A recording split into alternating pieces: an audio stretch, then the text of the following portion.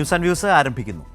പൂരം വിവാദത്തിൽ തൃശൂരിലെ തെരഞ്ഞെടുപ്പ് തോൽവിയെ ഒതുക്കിക്കെട്ടാമെന്ന കോൺഗ്രസ് നേതൃത്വത്തിന്റെ ആലോചനകളെ അക്ഷരാർത്ഥത്തിൽ പൊളിച്ചിരിക്കുകയാണ് KPCC അന്വേഷണ സമിതിയുടെ റിപ്പോർട്ട്.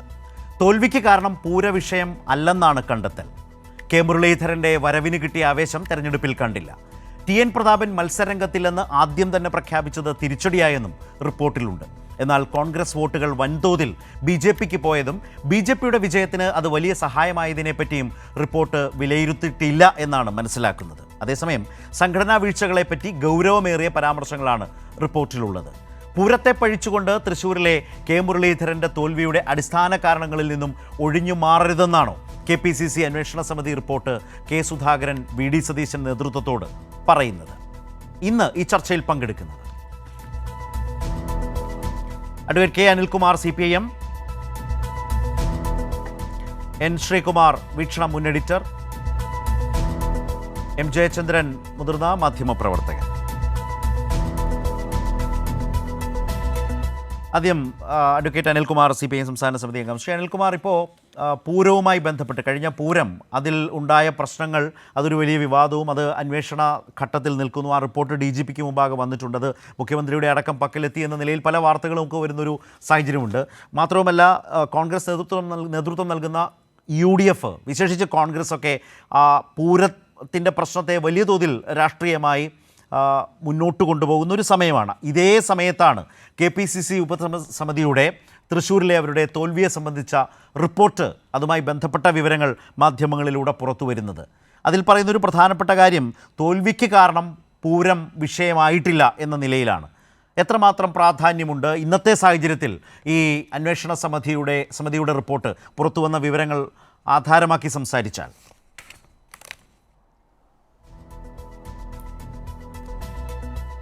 നേമത്ത് ഒരു തവണ BJPക്ക് ജയിക്കാൻ കഴിഞ്ഞത് UDFന് അവിടെ ഉണ്ടായിരുന്ന വോട്ട് അപ്രത്യക്ഷമായതിനാലാണ് എന്ന് കണക്കുകൾ കൊണ്ട് കേരളം കണ്ടതാണ്.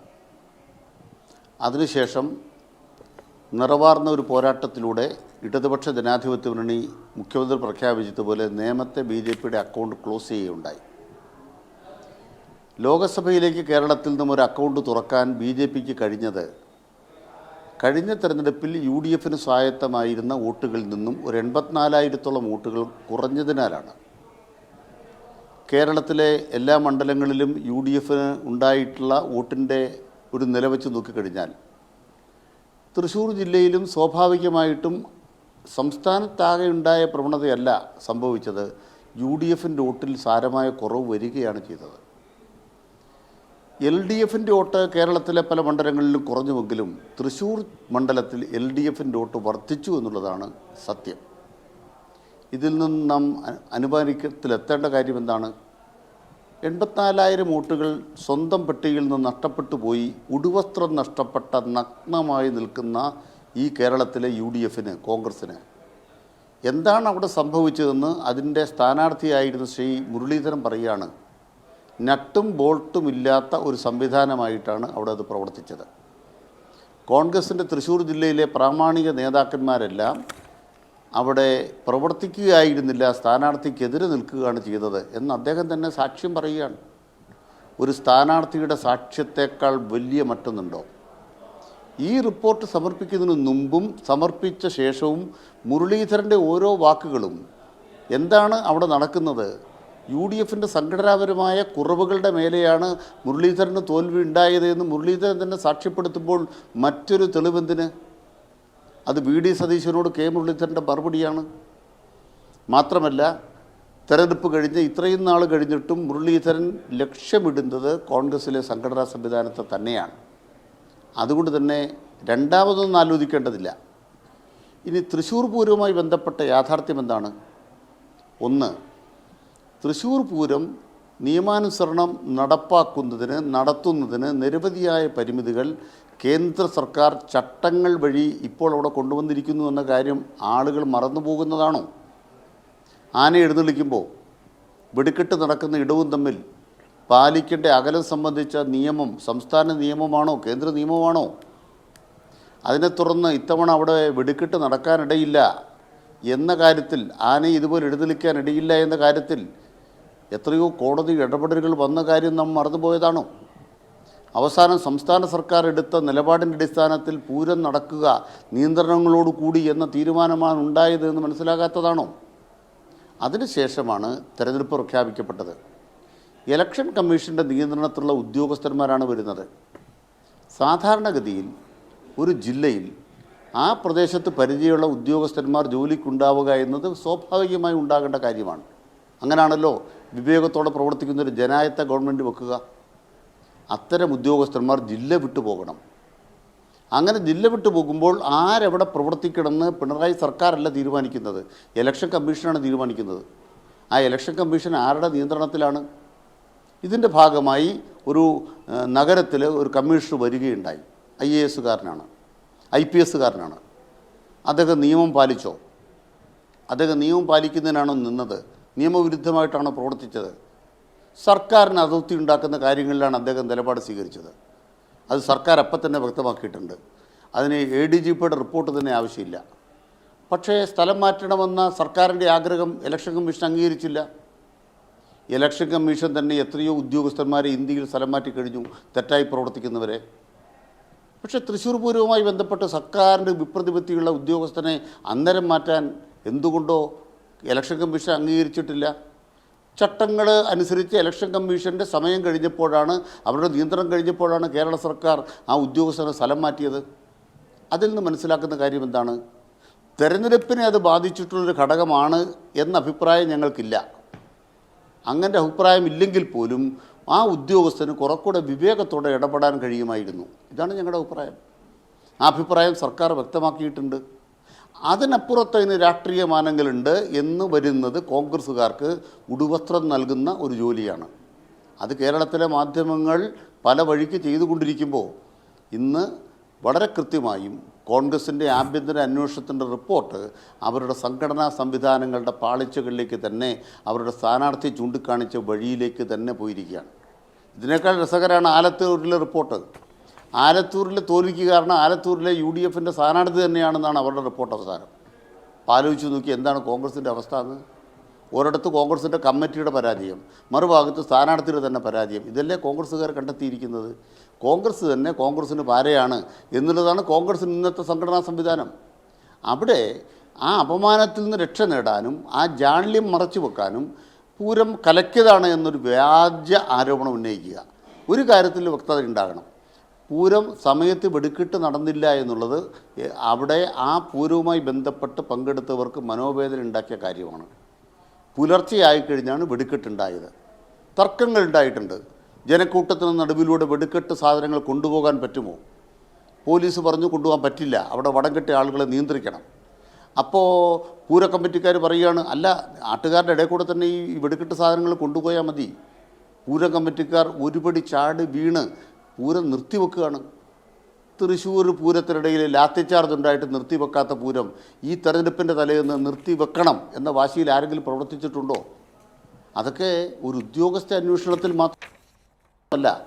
അപ്പോൾ ഇത്തരം കാര്യങ്ങളൊക്കെ ബോധപൂർവമായി ഈ രംഗത്ത് കടന്നു വന്ന് പ്രവർത്തിക്കുന്ന തെറ്റുകാരുണ്ട്.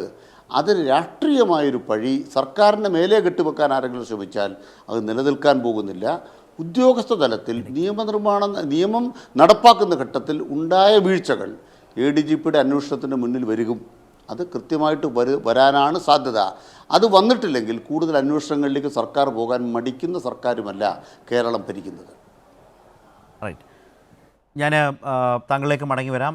ശ്രീകുമാർ ഈ ചർച്ചയിലേക്ക് എത്തുന്നുണ്ട്, വീക്ഷണം മുൻ എഡിറ്റർ. അതുപോലെ M. ജയചന്ദ്രനുണ്ട്. M. ജയചന്ദ്രൻ, ഇവിടെ ഈ കാലത്ത് നമ്മളിപ്പോൾ സംസാരിക്കുന്ന ഈ കാലത്തടക്കം ഏറ്റവും അധികം കോൺഗ്രസ് ഈ സർക്കാരിനെതിരായി തൃശ്ശൂർ പൂരവുമായി ബന്ധപ്പെട്ടിപ്പോൾ അദ്ദേഹം പറഞ്ഞല്ലേ പൂരം കലക്കി എന്ന നിലയിലേക്ക്, അതിന് പിന്നിലൊരു ഗൂഢാലോചനയുണ്ട് എന്ന നിലയിലൊരു പ്രശ്നത്തെ, അതുമായി ബന്ധപ്പെട്ട് നടന്നു വരുന്ന അന്വേഷണ റിപ്പോർട്ടുമായി ബന്ധപ്പെട്ടൊക്കെ കോൺഗ്രസ് ഒരു നിലപാട് സ്വീകരിക്കുകയും അത് കോൺഗ്രസിൻ്റെ പരാജയത്തിനൊരു ഘടകമായിട്ടുണ്ട് എന്ന നിലയിലേക്കുള്ള ഒരു രാഷ്ട്രീയവാദം മുന്നോട്ട് കൊണ്ടുപോകുമ്പോഴാണ് KPCC തന്നെ നിയോഗിച്ച ഉപസമിതി ഈ പരാജയത്തിൻ്റെ കാരണങ്ങൾ ചൂണ്ടിക്കാട്ടുമ്പോൾ അതൊരു വിഷയമല്ലെന്നും അതിനേക്കാൾ ഗൗരവമായ പരാജയം സംഘടനാ തലത്തിൽ വളരെ ആഴത്തിൽ സംഭവിച്ചിട്ടുണ്ട് എന്നും ചൂണ്ടിക്കാട്ടുന്നത്. അത് പുറത്തു വരുന്നതും ഇതേ സമയത്താണ് എന്നുള്ളതാണ് മറ്റൊരു പ്രധാനപ്പെട്ട കാര്യം. കാരണം ഈ ഒരു പ്രധാനപ്പെട്ട സർക്കാർ വിമർശനം, രാഷ്ട്രീയ വിമർശനം പ്രതിപക്ഷം വിശേഷിച്ച് കോൺഗ്രസ് നടത്തുമ്പോഴാണ് കോൺഗ്രസ് നേതൃത്വത്തെ തന്നെ തിരുത്തും വിധം ഒരു റിപ്പോർട്ട് വരുന്നത്. അത് ഏത് നിലയിലാണ് വിലയിരുത്തപ്പെടുന്നത് താങ്കൾ?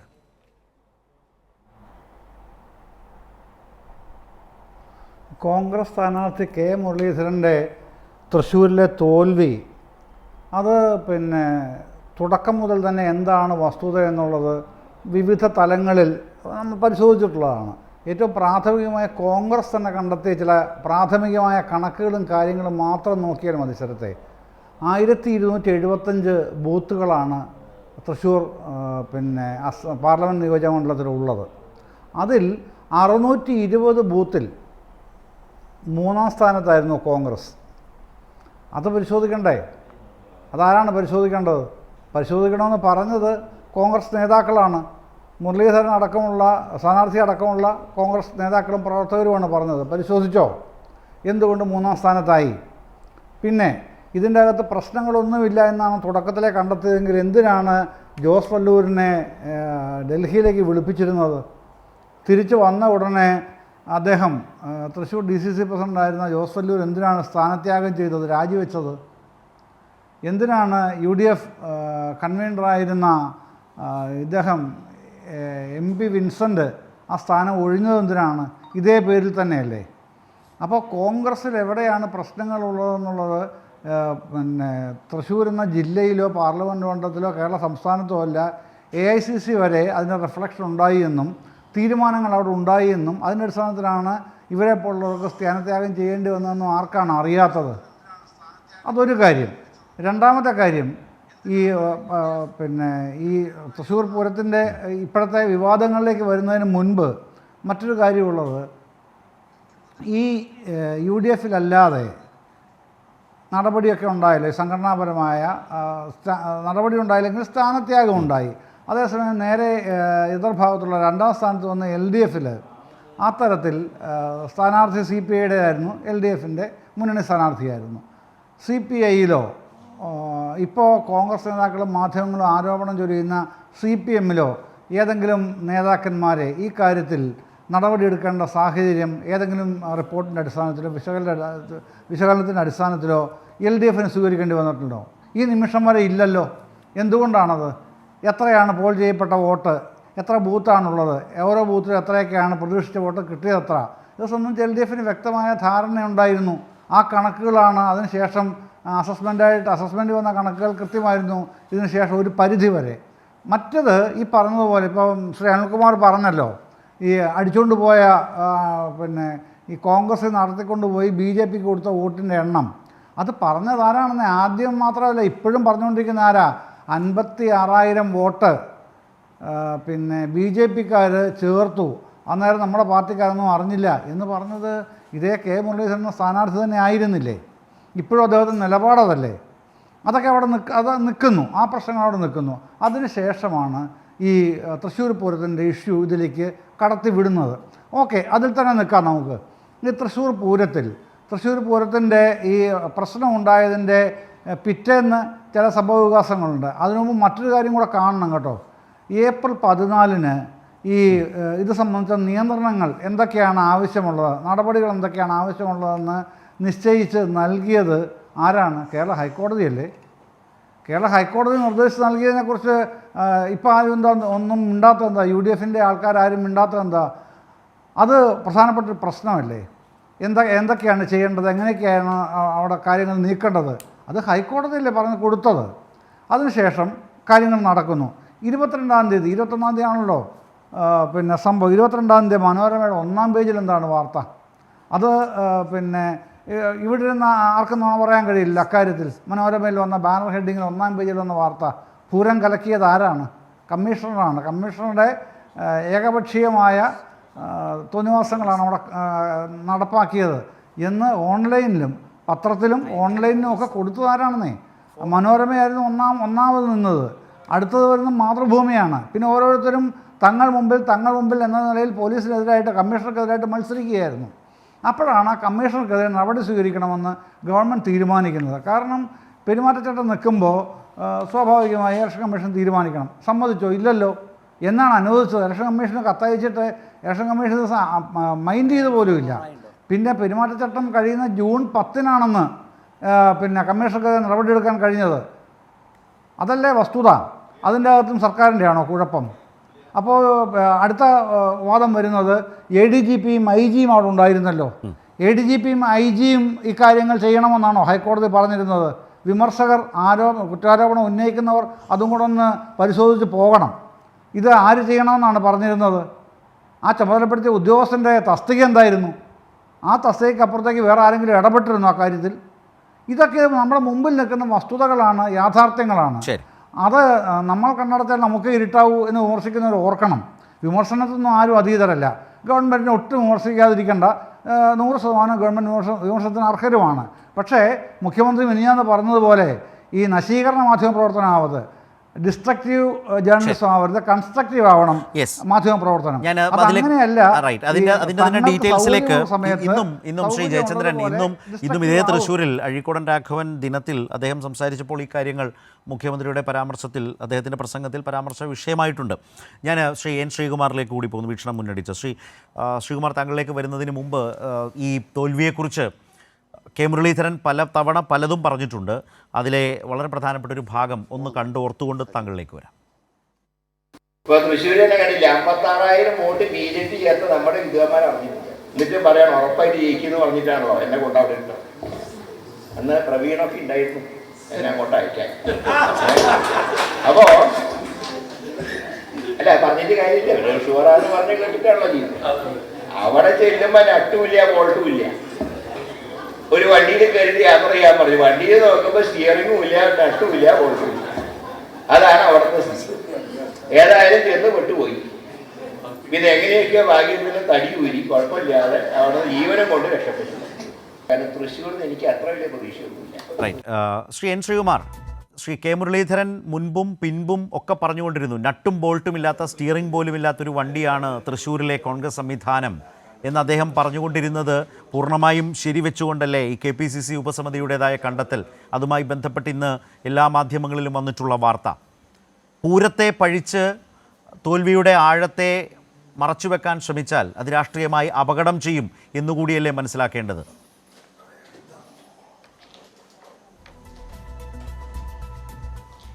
നോക്കൂ ശരത്ത്, നിങ്ങൾ എന്നെ കെ മുരളീധരൻ്റെ പ്രസംഗം കേൾപ്പിച്ചു. അത് ഞാനും കേട്ടു. പഴയ ഒരാഴ്ച മുമ്പുള്ള പ്രസംഗമാണ്. ഒരു സംവിധാനത്തിൻ്റെ പോരായ്മയെ അദ്ദേഹം സരസമായി അവതരിപ്പിച്ചു എന്നുള്ളതാണ് അതിൻ്റെ അർത്ഥം. അത് അങ്ങനെ അദ്ദേഹം പറയുന്നതിൽ തെറ്റൊന്നുമില്ല. കാരണം അത് തൃശ്ശൂരിലത്തെ കോൺഗ്രസ് പ്രവർത്തകർക്ക് അതുകൊണ്ട് എന്തെങ്കിലും പാഠം ഉൾക്കൊള്ളാൻ പറ്റുന്നെങ്കിൽ ഉൾക്കൊള്ളുന്നത് നല്ലത് തന്നെയാണ്. അതിന് തെറ്റൊന്നുമില്ല. രണ്ടാമത്തെ കാര്യം താങ്കൾ ചോദിച്ചത്, ഇന്ന് പത്രങ്ങളിൽ വന്ന വാർത്തകളെക്കുറിച്ചല്ലല്ലോ നമ്മൾ സംസാരിക്കേണ്ടത്. KC ജോസഫ് നേതൃത്വം നൽകിയ ചന്ദ്രശേഖരനും T സിദ്ദീഖ് MLAയും പഠിച്ച് തയ്യാറാക്കിയ റിപ്പോർട്ട് KPCC പ്രസിഡന്റ് കൊടുത്തിട്ടുണ്ട്. അതിൻ്റെ ഒരു ഭാഗം പ്രസ്താവന ശ്രീ KC ജോസഫ് ഇന്ന് തിരുവനന്തപുരത്ത് പത്രമാധ്യമങ്ങൾക്ക് കൊടുത്തിട്ടുണ്ട്. അത് ശരത്തിന് കിട്ടിയിട്ടില്ലെങ്കിൽ ഞാനിപ്പോൾ ശരത്തിന് അയച്ചു തരാം. അപ്പോൾ അതിൽ അവർ കാര്യങ്ങൾ കൃത്യമായി പറഞ്ഞിട്ടുണ്ട്. തൃശ്ശൂരിൽ എന്തുകൊണ്ട് തോറ്റു എന്നുള്ളത് പറഞ്ഞിട്ടുണ്ട്. BJP CPM ബാന്ധവത്തെക്കുറിച്ച് അതിൽ വ്യക്തമായിട്ട് തന്നെ പറഞ്ഞിട്ടുണ്ട്. അതിൽ പൂരം കൊണ്ടാണ്, പൂരം മാത്രമല്ല തോൽവി എന്നതിൽ പറഞ്ഞിട്ടില്ല. ഒന്ന്. രണ്ടാമത്തെ കാര്യം, ആ റിപ്പോർട്ട് അത് പബ്ലിക്കിന് ഒരിക്കലും കിട്ടില്ല. കാരണം അത് ഒരു ആഭ്യന്തര അന്വേഷണ റിപ്പോർട്ടാണ് ഒരു പാർട്ടിയുടെ. CPM അങ്ങനെ ആഭ്യന്തര റിപ്പോർട്ടുണ്ടല്ലോ, ശ്രീ അനിൽകുമാറിനൊക്കെ അറിയാമല്ലോ.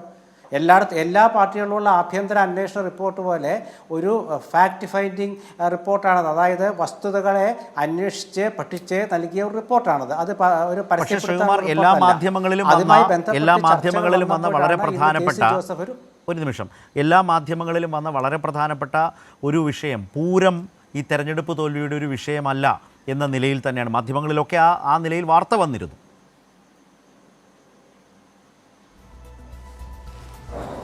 അല്ല, വാർത്ത വന്നിരുന്നു. പക്ഷേ വാർത്ത വന്നിട്ട് ഇപ്പം നമ്മൾ എന്ത് ചെയ്യാനാണ്? കാരണം CPMൻ്റെ മുഖപത്രത്തിലാണ് 2 ആഴ്ച മുമ്പ് റിപ്പോർട്ട് കൊടുക്കുന്നതിന് മുമ്പ് തന്നെ വാർത്ത വന്നു. റിപ്പോർട്ട് കൊടുത്തു. പ്രതാപനെതിരെ, ജോസിനെതിരെ ഒക്കെ നടപടിയെന്ന്.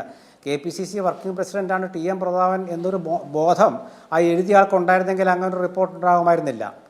അത് ഇതിലെ അച്ചടക്ക നടപടിക്കുള്ള അന്വേഷണ റിപ്പോർട്ട് അല്ലത്. അത് ആദ്യം അവർ മനസ്സിലാക്കണം. എന്തുകൊണ്ട് തൃശ്ശൂരിൽ കോൺഗ്രസ് 3ാം സ്ഥാനത്തായി എന്നുള്ളതിനെക്കുറിച്ച് അന്വേഷിച്ച് അത് എന്താണ് അതിൻ്റെ വസ്തുത എന്നതിനെ അന്വേഷിക്കാൻ വേണ്ടിയാണ് 3 പേര് വന്നത്. അത് അച്ചടക്ക നടപടി എടുക്കാനല്ല. അതാദ്യം മനസ്സിലാക്കുക. ആ റിപ്പോർട്ട് അങ്ങനെയാണെങ്കിൽ കെ മുരളീധരൻ പറഞ്ഞതുപോലെ നട്ടും ബോൾട്ടും ഇല്ലാത്ത, സ്റ്റിയറിംഗും ഇല്ലാത്ത തികഞ്ഞ പരാജയമായി മാറിയ ഒരു സംഘടനാ സംവിധാനമാണ് തൃശ്ശൂരിൽ കോൺഗ്രസിനുള്ളത് എന്ന് അദ്ദേഹത്തിന് ബോധ്യപ്പെട്ടത് ഈ KPCC ഉപസമിതിക്കും ബോധ്യപ്പെട്ടു എന്ന് വേണ്ടേ മനസ്സിലാക്കാൻ?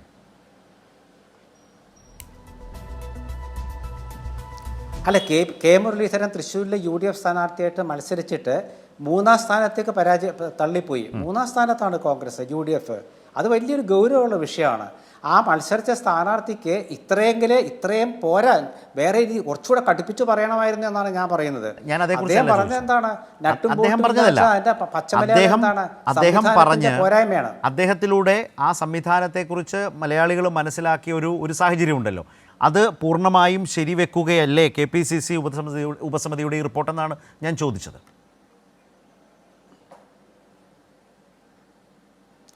അല്ലല്ല, അതെന്താ റിപ്പോർട്ടിൻ്റെ ഉപസമിതി കൊടുത്ത റിപ്പോർട്ടിൽ അവർ വസ്തുതകൾ കണ്ടെത്തി. എന്തുകൊണ്ട് തോറ്റു? 1, 2, 3 അക്കമിട്ട് കൊടുത്തിട്ടുണ്ട്. അതിൽ ഒരുപാട് കാര്യങ്ങളുണ്ട്. അതിൽ തൃശ്ശൂർ പൂരമുണ്ട്, BJPയുടെ വോട്ട് വർദ്ധിച്ചതുണ്ട്, 7 അസംബ്ലി മണ്ഡലങ്ങളിൽ അവരുടെ വോട്ട് കൂടിയതുണ്ട്, എന്തുകൊണ്ട് ഗുരുവായൂരിൽ കുറഞ്ഞു എന്നുള്ളതുണ്ട്, എന്തുകൊണ്ട് LDF സ്ഥാനാർത്ഥിക്ക് വോട്ട് കൂടിയിട്ടും LDF സ്ഥാനാർത്ഥി നമ്മുടെ പൂരമാണ് തൻ്റെ വോട്ട് കുറച്ചത് എങ്ങനെയാണ് പറയുന്നത്. ഇതെല്ലാം ഒരുപാട് കാര്യങ്ങളുണ്ട് അതിൽ ആ കാര്യങ്ങളെല്ലാം KPCC പ്രസിഡൻ്റെ കയ്യിലാണ് ആ റിപ്പോർട്ട്. അതിന് 4 പേര് ആ റിപ്പോർട്ട് ഒന്ന് പരിശോധിക്കും. ആ 4 പേരെന്ന് പറയുന്നത് KPCC president, AICC general secretary KC Venugopal, പ്രതിപക്ഷ നേതാവ്, UDF കൺവീനർ, ഇത്രയും പേര് പരിശോധിച്ചിട്ട് ആ പരിശോധന റിപ്പോർട്ടിൻ്റെ അടിസ്ഥാനത്തിൽ തുടർന്ന് എന്താണ് പാർട്ടിക്ക് മുന്നോട്ട് കൊണ്ടുപോകാനുള്ള നടപടി എടുക്കേണ്ടത്, അച്ചടക്ക നടപടിയല്ല, എന്താണ് തീരുമാനിക്കേണ്ടത് എന്ന് പാർട്ടി തീരുമാനിക്കും. അതിനുള്ള ഒരു വസ്തുതകൾ അന്വേഷിച്ച ഒരു റിപ്പോർട്ടാണ്. അത് ആഭ്യന്തര റിപ്പോർട്ടാണ്. അത് എന്തുകൊണ്ട് പുറത്തുവിടുന്നില്ല എന്ന് ചോദിക്കുന്നതിൽ യാതൊരു. ഞാൻ ഒരു കാര്യം കൂടി, ഞാൻ ശ്രീ അനിൽകുമാറിലേക്ക് വരുന്നതിന് മുമ്പ് താങ്കളോട്, കാരണം രാഷ്ട്രീയമായി പൂരം അലങ്കോലപ്പെട്ട പൂരം വിവാദത്തെ രാഷ്ട്രീയമായി സർക്കാരിനെതിരായ ഒരു വിമർശന വിഷയമാക്കി കോൺഗ്രസ് നിർത്തുമ്പോഴാണ് KPCC ഉപസമിതിയുടെ ഈ അന്വേഷണ റിപ്പോർട്ടിൽ പരാജയത്തിൻ്റെ ഗൗരവപ്പെട്ട കാരണങ്ങളിൽ ഒട്ടേറെ ഘടകങ്ങൾ സംഘടനാ സംവിധാനവുമായി ബന്ധപ്പെട്ട ഒരുപാട് കാര്യങ്ങൾ പറയുന്നുണ്ട്. താങ്കൾ പറഞ്ഞതുപോലെ തന്നെയാണ് പാർട്ടിയുടെ മുതിർന്ന നേതാക്കളുടെ ബൂത്തുകളിൽ പോലും കോൺഗ്രസിന് വോട്ട് കിട്ടാത്ത സാഹചര്യം. അങ്ങനെ ഒട്ടേറെ കാര്യങ്ങളുണ്ട്. 1275 ബൂത്തുകളുള്ളതിൽ സീനിയർ നേതാക്കൾക്ക് ചുമതല നൽകിയിരുന്നതിൽ 719 ബൂത്തുകളിലും കോൺഗ്രസിന് ഒന്നാമതെത്താൻ കഴിഞ്ഞില്ല. പോട്ടെ, അങ്ങനെ ഒരുപാട് കാര്യങ്ങളുണ്ട്. പക്ഷേ പൂരം വിവാദം എന്നത് രാഷ്ട്രീയമായി ഉയർത്തിപ്പിടിക്കുമ്പോൾ കോൺഗ്രസ് ഉയർത്തിപ്പിടിക്കുന്ന അതേ ഘട്ടത്തിൽ തന്നെ താങ്കൾ വിയോജിക്കുകയാണെന്ന് എനിക്കറിയാം. പക്ഷേ അതിലൂടെ വന്നൊരു മെസ്സേജ്, മാധ്യമങ്ങൾക്ക് കിട്ടിയ കൃത്യമായ സൂചന, വിവരം, ഞാൻ വീണ്ടും പറയുകയാണ്, വിവരം പൂരം എന്നതല്ല ഒരു പ്രധാനപ്പെട്ട തെരഞ്ഞെടുപ്പ് തോൽവിയുടെ ഒരു പ്രധാന വിഷയമായി ഈ ഉപസമിതി കണ്ടെത്തുന്നതേയില്ല. അങ്ങനെ തന്നെയാണ് അത് വിലയിരുത്തി പോന്നിട്ടുള്ളത്. അത് ഇന്നത്തെ സാഹചര്യത്തിൽ കോൺഗ്രസിനെ സംബന്ധിച്ചൊരു തിരിച്ചടി തന്നെയല്ലേ?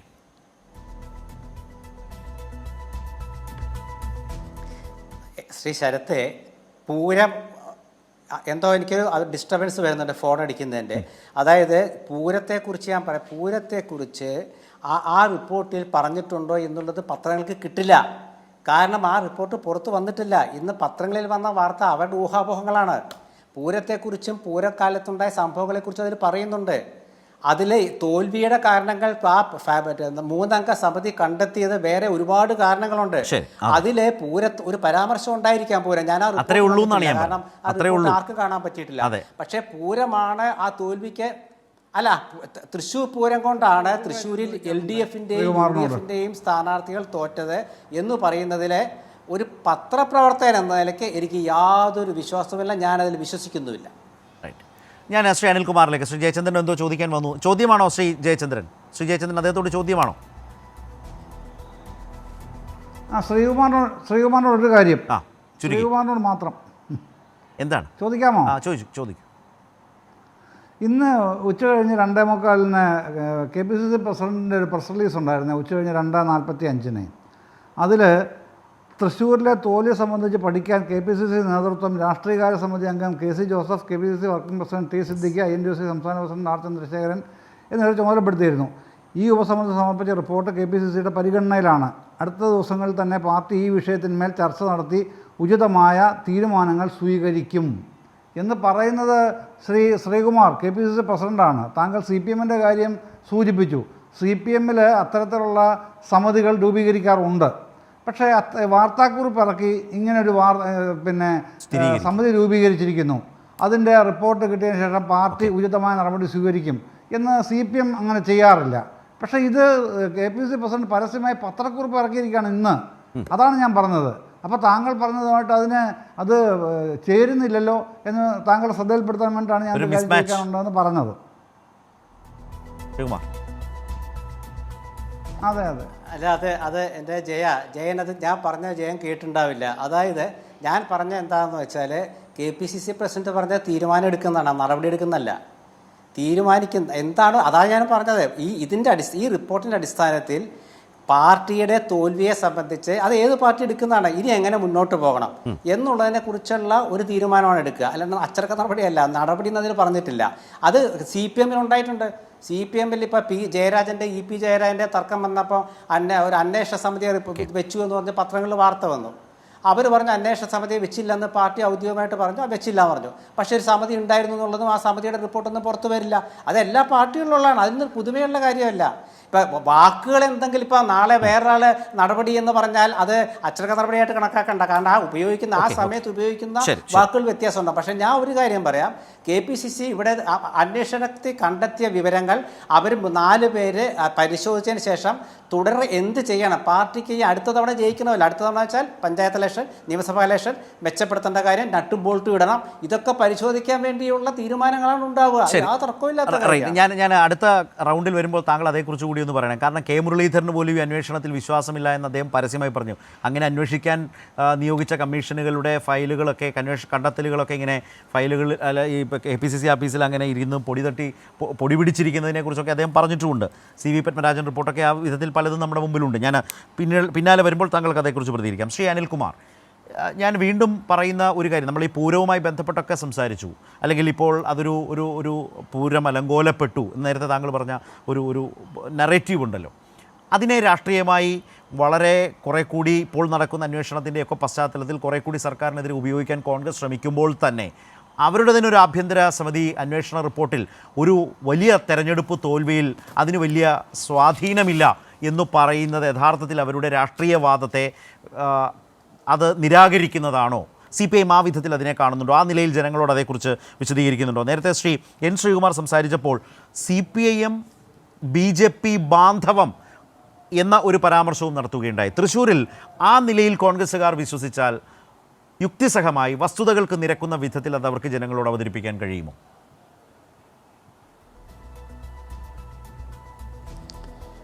BJPയുടെ ആഫീസിൽ ഏതാണ്ട് താമസിക്കുകയും ED ഏത് കാര്യത്തിനും CBI ഏത് കാര്യത്തിനും ഏറ്റവും ഒന്നാമത്തെ സാക്ഷിയായിട്ട് കൊണ്ടു നടക്കുകയും ചെയ്ത അനിൽ അക്കരയുടെ തട്ടകമാണല്ലോ ഈ തൃശ്ശൂർ. അവിടെ വേണം CPM BJP ബാന്ധവം RSS ബാന്ധവം എന്ന് കെട്ടുകഥ പറയാൻ. CPM-ൻ്റെ ജില്ലാ കമ്മിറ്റിയുടെ അക്കൗണ്ട്, അതിൻ്റെ ആ പാൻ നമ്പറിനകത്ത് ഒരക്ഷരം മാറിപ്പോയി. അക്ഷരം മാറിയത് ഇപ്പോഴൊന്നുമല്ല, അത് ആ ബാങ്കിനകത്ത് അക്കൗണ്ട് ഈ പാൻ നമ്പർ ചേർത്തപ്പോൾ തന്നെ അന്ന് മാറിപ്പോയതാണ്. ഈ മാറിപ്പോയതുമായി ബന്ധപ്പെട്ട് ഇലക്ഷന് മുന്നേ 1 കോടി രൂപ അത് ഫ്രീസ് ചെയ്തിരിക്കുന്നു, അത് എങ്ങും ചിലവാക്കരുത് എന്നെല്ലാം പറഞ്ഞ് എത്ര ദിവസം പത്രക്കാരുടെ മുമ്പിൽ ഈ പ്രസ്ഥാനത്തെ അവഹേളിച്ചു, അപമാനിച്ചു, ആക്രമിച്ചു. കരിവന്നൂർ പറഞ്ഞിട്ട് എത്ര നാൾ ഈ തൃശ്ശൂർ കമ്മ്യൂണിസ്റ്റ് പാർട്ടിയെ വേട്ടയാടി. കമ്മ്യൂണിസ്റ്റ് പാർട്ടിയുടെ നേതാക്കന്മാർ, അവിടുത്തെ സംസ്ഥാന കമ്മിറ്റി മെമ്പർമാർ, ജില്ലാ സെക്രട്ടറി വർഗീസ് ചേട്ടൻ, അതുപോലെ സഖാവ് MK കണ്ണൻ, സഖാവ് AC മൊയ്തീൻ മുൻ മന്ത്രി, എന്തൊക്കെയായിരുന്നു. മൊയ്തീൻ്റെ സ്വത്ത് കണ്ടുകെട്ടുന്നു. അത് ചെറിയ തുകയൊന്നുമല്ല കേട്ടോ, 18 കോടി. പിന്നെ മൊയ്തീൻ്റെ ഭാര്യയുടെ സ്വത്ത് കണ്ടുകെട്ടി. ഈ കണ്ടുകെട്ടിയന്മാരൊക്കെ എവിടെ പോയി? ആ ED ഒക്കെ എവിടെ പോയി? അവർക്ക് കഞ്ഞി വെച്ച് കൊടുത്ത കോൺഗ്രസ്സുകാരെവിടെ പോയി? AC മൊയ്തീൻ്റെ സ്വത്ത് കണ്ടുകെട്ടി എന്നൊക്കെ പറഞ്ഞ് അച്ചടിച്ച പത്രങ്ങൾ എവിടെ പോയി? ഇവരൊക്കെ ഈ തെരഞ്ഞെടുപ്പ് കാലത്ത് കോൺഗ്രസും ഇവിടുത്തെ LDFും BJPയും തമ്മിലുള്ള ബാന്ധവം കൈകാര്യം ചെയ്യായിരുന്നോ? എന്തെങ്കിലും മാർദ്ദമുണ്ടായിരുന്നോ? ഈ കേരളത്തിനകത്തെ തെരഞ്ഞെടുപ്പ് പോരാട്ടത്തിനകത്ത് ഏറ്റവും കൂടുതൽ കടന്നാക്രമണം ഏറ്റുവാങ്ങിയ കമ്മ്യൂണിസ്റ്റ് പാർട്ടിയുടെ ഒരു ഘടകമല്ലേ തൃശ്ശൂരിലെ പാർട്ടി ഘടകം? അവിടുത്തെ പാർട്ടി സെക്രട്ടറി എത്ര തവണയാണ് ED അവിടെ കൊണ്ട് ചോദ്യം ചെയ്തുകൊണ്ടിരുന്നത്? AC മൊയ്തീനെ. എന്നിട്ട് ഇപ്പം എന്താ നിങ്ങൾ മനസ്സിലായിട്ടുണ്ടോ? AC മൊയ്തീൻ EDയുടെ പുറകെ നടന്നിട്ടോ അല്ലെങ്കിൽ ഇവിടെ ഏതെങ്കിലും ഒരു സർസംഘചാലകത്തിൻ്റെ പിന്നാലെ നടന്നിട്ടോ അല്ല, ഹൈക്കോടതിയിൽ പോയിട്ട് തെളിവ് കൊടുത്തിട്ടാണ് അദ്ദേഹത്തിൻ്റെ ഭാര്യയുടെ പേരിൽ അവർ ജോലിയിൽ നിന്ന് റിട്ടയർ ചെയ്തപ്പോൾ കിട്ടിയ പൈസ, ആ പൈസ നിക്ഷേപിച്ച് അക്കൗണ്ട് ഫ്രീസ് ചെയ്ത നടപടി പിൻവലിച്ച് ഹൈക്കോടതി ഉത്തരവിട്ടത്. അത് ഫ്രണ്ട് പേജ് കൊടുക്കാൻ മര്യാദ പത്രങ്ങൾ കാണിച്ചില്ല. നിങ്ങൾ മനസ്സിലാക്കണം, യുദ്ധം ചെയ്താണ് കമ്മ്യൂണിസ്റ്റ് പാർട്ടി നിൽക്കുന്നത്. എന്നിട്ട് ആ 1 കോടി രൂപ എന്ത് പറ്റി? ആ 1 കോടി രൂപ തിരിച്ചിടാൻ പോയപ്പോൾ തന്നെ കമ്മ്യൂണിസ്റ്റ് പാർട്ടിക്കെതിരെ വീണ്ടും കള്ളപ്രചരണ വേല. അവിടുത്തെ പാർട്ടി ഇങ്ങനെ സ്വർണം നിധി കുഴിച്ചിടുന്ന പോലെ നിധിയൊന്നും കുഴിച്ചിട്ടിട്ടില്ല കേട്ടോ, മനസ്സിലാക്കണം. അവിടെ പാർട്ടി ജനങ്ങൾ, അവിടുത്തെ പാർട്ടി സഖാക്കൾ പാർട്ടി ഏൽപ്പിച്ച പണം, തെരഞ്ഞെടുപ്പ് കാലത്ത് വിനിയോഗിക്കാൻ അവകാശപ്പെട്ട പണം വിനിയോഗിക്കാൻ സമ്മതിക്കാത്ത വിധം പാർട്ടിയെ പൂട്ടിയിട്ടിട്ട് നിങ്ങൾ BJPയായിട്ട് സഖ്യമാണ് എന്ന് കോൺഗ്രസ്സുകാർ പറയുന്നത് കേട്ടാൽ ഇത് വിശ്വസിക്കാൻ തക്കവണ്ണമുള്ള ബുദ്ധിയെ കേരളത്തിലെ മനുഷ്യർക്കുള്ളൂ എന്ന് സതീശൻ വിചാരിച്ചാൽ കുഴപ്പമൊന്നുമില്ല. RSൻ്റെ ശാഖയ്ക്ക് കാവൽ നിൽക്കുന്ന സുധാകരനും തിരികൊളുത്താൻ പോകുന്ന സതീശനും ഒക്കെ തന്നെ പറയുന്നതാണ് ആളുകൾ വിശ്വസിക്കുന്നതെങ്കിൽ പിന്നെ പറയുന്നില്ല. ബഹുമാനപ്പെട്ട ശ്രീകുമാർ സാറ് പറഞ്ഞല്ലോ, നിങ്ങളുടെ റിപ്പോർട്ടിൽ പറയുന്നത് എന്താണ്? നട്ടും ബോൾട്ടും ഇടുന്ന കാര്യത്തെക്കുറിച്ചാണ്. അത് തന്നെ ഞങ്ങളുടെ വാദം. നിങ്ങളുടെ റിപ്പോർട്ടിൽ പറയുന്നത് കോൺഗ്രസിൻ്റെ കമ്മിറ്റിക്ക് നട്ടും ബോൾട്ടും ഇടുന്നതിനെക്കുറിച്ചാണ്. ഈ നട്ടും ബോൾട്ടും എങ്ങനെ പോയി? നട്ടും ബോൾട്ടും പോകാൻ കാരണം കമ്മ്യൂണിസ്റ്റ് പാർട്ടിയെ തകർക്കാൻ വേണ്ടി വടക്കാഞ്ചേരി ഫ്ലാറ്റുമായി ബന്ധപ്പെട്ട് BJPയുടെ ആഫീസിൽ താമസിക്കാൻ പോയി അനിലക്കര. കമ്മ്യൂണിസ്റ്റ് പാർട്ടിയെ വേട്ടയാടാൻ വേണ്ടി CBIയുടെ പിന്നാലെ പോയി അനിലക്കര. അങ്ങനെ മുഖ്യ ശത്രു കമ്മ്യൂണിസ്റ്റ് പാർട്ടിയായി, മുഖ്യ ശത്രു ഇടതുപക്ഷ പാർട്ടിയായി. BJP അല്ല, RSS അല്ല. അങ്ങനെ RSSും അതുപോലെ തന്നെ BJPയും UDFും തമ്മിൽ പരസ്പരം പങ്കിട്ട് വളർന്ന ഒരു കരുവന്നൂർ ബാങ്കിൻ്റെ പേരിൽ ഉണ്ടാക്കിയ വിദ്രോഹ സഖ്യം. ആ സഖ്യത്തിലെ 2 കൂട്ടരിൽ ഒരു കൂട്ടരെ മറ്റേ കൂട്ടരുടെ വോട്ടടിച്ചുകൊണ്ട് പോയി. അതേ ഇവിടെ നടന്നിട്ടുള്ളൂ, അല്ലാതെ വേറൊന്നുമില്ല. കമ്മ്യൂണിസ്റ്റ് പാർട്ടിയുടെ വോട്ട് ഞങ്ങൾ സംരക്ഷിച്ചിട്ടുണ്ട്. പ്രസ്ഥാനത്തിൻ്റെ കൂടെ നിൽക്കുന്ന വോട്ട് ഞങ്ങൾ സംരക്ഷിച്ചിട്ടുണ്ട്. 15,000 വോട്ട് കൂടുതലാണ് കിട്ടിയത്. ഇത്രയും വലിയ കടന്നാക്രമണം ഉണ്ടായിട്ടും 15,000 വോട്ട് കൂടുതൽ കിട്ടിയതിന് അർത്ഥം എന്താണ്? നിങ്ങളുടെ റിപ്പോർട്ടിനകത്ത് പൂരം ഒരു വിഷയമാണെങ്കിൽ എന്തുകൊണ്ട് അത് വെളിപ്പെടുത്താൻ നിങ്ങളുടെ KC ജോസഫിന് ബുദ്ധിമുട്ട്? ഞാൻ ചോദിക്കുന്നത്, പൂരം കലങ്ങി എന്നതുകൊണ്ടാണ് ഈ പറയുന്ന വോട്ട് LDFന് കൂടിയത് അല്ലെങ്കിൽ BJPക്ക് വർദ്ധിച്ചത് എന്നാണ് നിങ്ങളുടെ റിപ്പോർട്ടെങ്കിൽ ആ റിപ്പോർട്ട് പുറത്തുവിടുന്നത് കോൺഗ്രസിന് സൗകര്യമുള്ള കാര്യമില്ലേ? നിങ്ങളുടെ നട്ടും ബോൾട്ടിലേക്ക് വെച്ച് മുരളീധരൻ പറഞ്ഞതിലേക്ക് കുറിച്ചും പോകത്തില്ലല്ലോ. മുരളീധരന് മറുപടി ആവില്ലേ? അപ്പോൾ അതിനർത്ഥം എന്താണ്? സതീശനുണ്ടാക്കിയ കെട്ടുകഥയെ കോൺഗ്രസിൻ്റെ റിപ്പോർട്ട് തള്ളിക്കളഞ്ഞിരിക്കുന്നു. ADGPയെ കാണാൻ ADGP RSS സർസംഘചാലകനെ കാണാൻ വേണ്ടി അല്ലെങ്കിൽ ദത്താത്രേയ ഹോസ്പിറ്റലിനെ കാണാൻ വേണ്ടി പോയിരിക്കുന്നത് മുഖ്യമന്ത്രിക്ക് വേണ്ടി എന്തോ കാര്യം പറയാനെന്ന കെട്ടുകഥ. ആ കെട്ടുകഥയുടെ യാഥാർത്ഥ്യം എന്താണെന്നറിയാമോ? 2023 മെയ് മാസത്തിലാണ് ഈ സന്ദർശനം ഉണ്ടെന്ന് പറയുന്നത്. അതേസമയം മുഖ്യമന്ത്രിയുടെ മകൾക്കെതിരായിട്ട് ഇൻകം ടാക്സ് സെറ്റിൽമെൻറ്റ് ബോർഡിൻ്റെ കടലാസിൽ ആ പേരാദ്യമായിട്ട് അവരോട് പോലും ചോദിക്കാതെ എഴുതി ചേർക്കുന്നത് ജൂൺ 30-നാണ്. അപ്പോൾ ഈ റിപ്പോർട്ട് എഴുതി ചേർക്കുന്നത് വരുന്നതിന് 1.5 മാസം മുമ്പ് മുഖ്യമന്ത്രിയുടെ മകൾക്ക് വേണ്ടി അവിടെ പോയിരിക്കുന്നു ഈ ADGP എന്നല്ലേ ഇദ്ദേഹം പറയുന്ന കള്ളം, സതീശൻ പറയുന്ന കള്ളം. സ്വന്തം ബുദ്ധി, അവനവൻ ഒരു സമയം അല്പമെന്ന് ആലോചിച്ചാൽ, 1 മിനിറ്റ് ആലോചിച്ചാൽ പറയാത്തൊരു കള്ളമല്ലേ? അംഗീകരിക്കാൻ പറ്റാത്തൊരു കള്ളമല്ലേ? വിഴുങ്ങാൻ പറ്റാത്തൊരു കള്ളമല്ലേ കേരളത്തിലെ കോൺഗ്രസിൻ്റെ നേതാവ്, പ്രതിപക്ഷ നേതാവ് പറഞ്ഞിരിക്കുന്നത്? ആ കള്ളം KPCCയുടെ അന്വേഷണ കമ്മിറ്റി തള്ളിയിരിക്കുന്നു. അതാണ് ഇന്നത്തെ യാഥാർത്ഥ്യം. അതിന് രാഷ്ട്രീയ പ്രാധാന്യം വലുതാണ്. ഇവിടെ ശ്രീകുമാർ, ചില നിരവധിയായ വിമർശനങ്ങൾ താങ്കളുടെ ഒരു നിരീക്ഷണത്തിലേക്ക് വെക്കാം. ഒന്നാമത് അദ്ദേഹം പറഞ്ഞത് VD സതീശൻ ഈ തൃശ്ശൂർ പരാജയവുമായി ബന്ധപ്പെട്ടടക്കം മുന്നോട്ട് വെച്ച ഒരു തിയറി പൂർണ്ണമായും പാളിപ്പോയിരിക്കുന്നു. അന്ന് തന്നെ VD സതീശൻ എടുത്തൊരു പൊസിഷനോടുള്ള K മുരളീധരൻ്റെ അതൃപ്തിയൊക്കെ നമ്മൾ കണ്ടതാണ്. K സുധാകരനാണ് അല്പം കൂടി മയപ്പെട്ട് K മുരളീധരനുമായി കുറേ കൂടി മെച്ചമായ ഒരു അന്തരീക്ഷത്തിൽ പോകാൻ ശ്രമിച്ചത്. VD സതീശൻ മുന്നോട്ട് വെച്ച ആ തിയറി പൂർണ്ണമായും പരാജയപ്പെടുന്നതിൻ്റെ സാഹചര്യത്തെക്കുറിച്ച് അദ്ദേഹം പറഞ്ഞു. രണ്ടാമത്തെ പ്രധാനപ്പെട്ട കാര്യം, ഇപ്പോൾ പൂരം, താങ്കൾ തന്നെ പറഞ്ഞു, പൂരം ഒരു പ്രധാനപ്പെട്ട വിഷയമായി അല്ലെങ്കിൽ അതിൽ ഏത് നിലയിലാണ് പരാമർശിക്കപ്പെട്ടതെന്ന് ഇപ്പോൾ അറിയില്ല. ഇന്നത്തെ രാഷ്ട്രീയ കാലാവസ്ഥയിൽ പൂരം കോൺഗ്രസിൻ്റെ തൃശ്ശൂരിലെ തോൽവിക്കൊരു വലിയ ഘടകമായെങ്കിൽ ഉറപ്പായും അത് പ്രധാനമായും ഈ പറഞ്ഞതുപോലുള്ള ചെറുവിവരണത്തിലൂടെ മാധ്യമങ്ങളിലൂടെ പുറത്തു വന്നേനെ. മറിച്ചാണ് വന്നത് എന്നതും അതുകൊണ്ട് തന്നെ ഉറപ്പായും മനസ്സിലാക്കാവുന്ന കാര്യമേ ഉള്ളൂ. അല്ലെങ്കിൽ അത് വലിയ തോതിൽ വന്നേനെ, അത് കോൺഗ്രസിന് സഹായകരമായി അവരുടെ രാഷ്ട്രീയവാദത്തെ മുന്നോട്ട് കൊണ്ടുപോകാൻ കഴിയുമായിരുന്നു. അതുകൊണ്ട് തന്നെ മറിച്ചാണ് അതിൻ്റെ സാധ്യത എന്നത് വ്യക്തമാകുന്നു. നേരത്തെ അനിലക്കരെ അടക്കം തൃശ്ശൂരിലെ കോൺഗ്രസ്സുകാർ സംഘ് പരിവാറുമായി, RSSുമായും BJPയുമായി ഒക്കെ സഹകരിക്കുന്നു, കേന്ദ്ര അന്വേഷണ ഏജൻസികളുമായി സഹകരിക്കുന്നു. ഇതിലൂടെ സംഭവിച്ചത് എന്താണ്? യഥാർത്ഥത്തിൽ മാർക്സിസ്റ്റ് വിരോധികളായിട്ടുള്ള അടിസ്ഥാന കോൺഗ്രസ് വോട്ടുകൾ കുറേ കൂടി സുഖകരമായി BJPയിലേക്ക് പോയി. BJP അതിനനുസരിച്ചുള്ള പണി അവിടെ എടുക്കുകയും ചെയ്തു. 84,000 വോട്ട് കോൺഗ്രസിൻ്റെ വോട്ട് BJPയിലേക്ക് പോയി. സുരേഷ് ഗോപിയുടെ വിജയം ഉറപ്പിച്ചു. അപ്പോൾ ഇങ്ങനെ ഒരു അന്തരീക്ഷം അവിടെ സൃഷ്ടിച്ചെടുത്തതാണ്. ഇതെല്ലാം മനസ്സിലാക്കിക്കൊണ്ടാണ് കെ മുരളീധരൻ പറഞ്ഞത് ആ സംവിധാനം അത്രമേൽ ദുർബലപ്പെട്ടു, അത് തിരിച്ചറിഞ്ഞിരിക്കുന്നു ഈ ഉപസമിതി എന്നുകൂടിയാണ്. പക്ഷേ എന്ത് നടപടി കോൺഗ്രസിന് എടുക്കാൻ കഴിയും എന്നതും പ്രധാനമാണ്. എന്ത് നടപടിയെടുക്കും?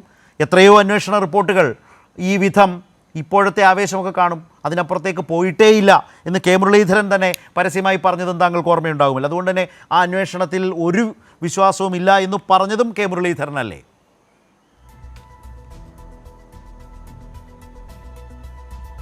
നോക്കൂ ശരത്തെ, ഒരു രാഷ്ട്രീയ പാർട്ടി ഒരു തെരഞ്ഞെടുപ്പിൻ്റെ പരാജയത്തെക്കുറിച്ച് അന്വേഷിച്ച് അതിൻ്റെ വസ്തുതകൾ പഠിച്ച ശേഷം എടുക്കുന്ന തീരുമാനം അച്ചടക്ക നടപടിയല്ല.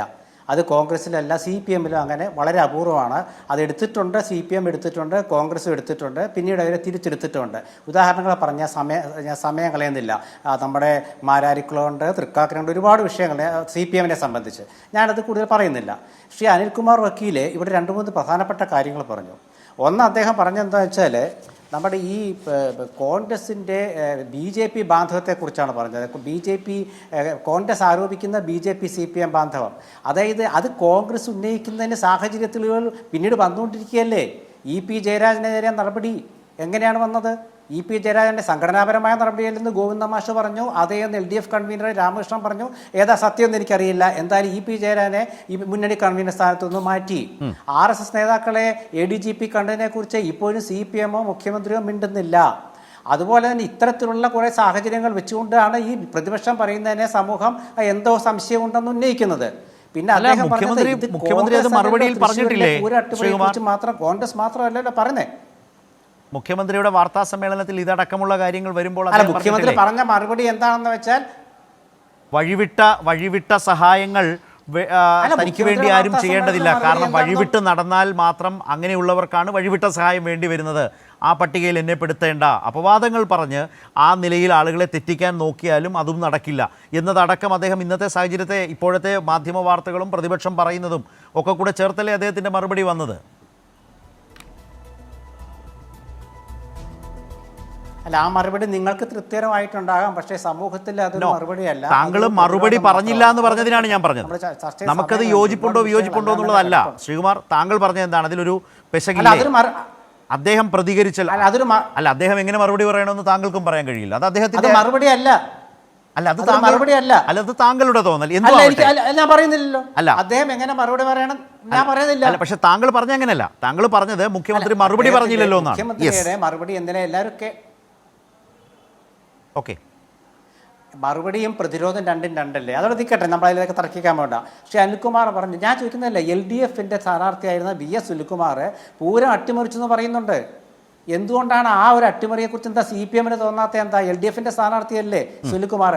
തൃശ്ശൂർ പൂരം കൊണ്ടാണ് കോൺഗ്രസിന്റെ സ്ഥാനാർത്ഥിയും LDFന്റെ സ്ഥാനാർത്ഥിയും തോറ്റത് എന്ന് ഞാൻ കരുതുന്നില്ല എന്നുള്ള ഉറപ്പാണ്. അത് കോൺഗ്രസ് അത് കരുതുന്ന ഒരു ഘടകം മാത്രമാണ് എന്ന് അവർ പറയുന്നത്. പൂരം ഒരു ഘടകമാണ്. തൃശ്ശൂർ അസംബ്ലി മണ്ഡലത്തിൽ പൂരവുമായി ബന്ധപ്പെട്ട കുറച്ച് വോട്ട് പോയിട്ടുണ്ടാകാം, ഒരു 1000-ഓ 2000 വോട്ട് അങ്ങോട്ടും ഇങ്ങോട്ടൊക്കെ പോയിട്ടുണ്ടാകാം. പിന്നെ ശ്രീ അനിൽകുമാർ വക്കീലെ, ഞാൻ ഒരു കാര്യം പറയാം. 15,000 വോട്ട് കൂടിയും താങ്കൾ പറഞ്ഞു, ശരിയാണ്. 1,00,000 പുതിയ വോട്ടർമാർ കൂടി. അതുകൂടെ പറ. 1,00,000 പുതിയ വോട്ടർമാർ കൂടിയപ്പോഴാണ് LDFന് 15,000 വോട്ട് രാജാജി മാത്യു തോമസിനെക്കാട്ടിലും സുനിൽകുമാറിന് കൂടിയത്. അതോടെ നിൽക്കട്ടെ. ഞാൻ വേറൊരു കാര്യം പറയുന്നത്, നമ്മൾ ഇത് കോൺഗ്രസിൻ്റെ നട്ടും ബോൾട്ടും തൃശ്ശൂർ മാത്രമേ പോയുള്ളൂ. ശ്രീ അനിൽകുമാർ, 18 ലോക്സഭാ മണ്ഡലങ്ങളിൽ ഇടതുമുന്നണിയുടെ ടയർ പൊട്ടിപ്പോയി. നട്ടും ബോൾട്ടും അല്ല, ടയറും പൊട്ടിപ്പോയി. നവകേരള ബസ് ഇപ്പം കാണാൻ തന്നെ ഇല്ല. അത് കുറച്ചേരം എവിടേക്കൊക്കെ ഓടി, ഇപ്പം അതും കാണാനില്ല. നിങ്ങളുടെ മൊത്തം ബസ് ബ്രേക്ക് ഡൗൺ ആയി കിടക്കുക. അതുകൂടെ മനസ്സിലാക്കിയിട്ട് വേണം തൃശ്ശൂരിലത്തെ നട്ടും ബോൾട്ടിൻ്റെ മാത്രം കാര്യം താങ്കൾ പറയാനായിട്ട്. 18 മണ്ഡലങ്ങളിൽ എന്തുകൊണ്ടാണ് LDFന്റെ ബസ്സിന്റെ കാറ്റ് പോയത്? എന്തുകൊണ്ടാണ്? LDFന്റെ ഗവൺമെന്റിന്റെ മറ്റേ ഭരണപരമായ പരാജയമല്ലേ? താങ്കളെ സംബന്ധിച്ച് കോൺഗ്രസ് മാത്രം പറയുന്ന കാര്യമല്ലല്ലോ.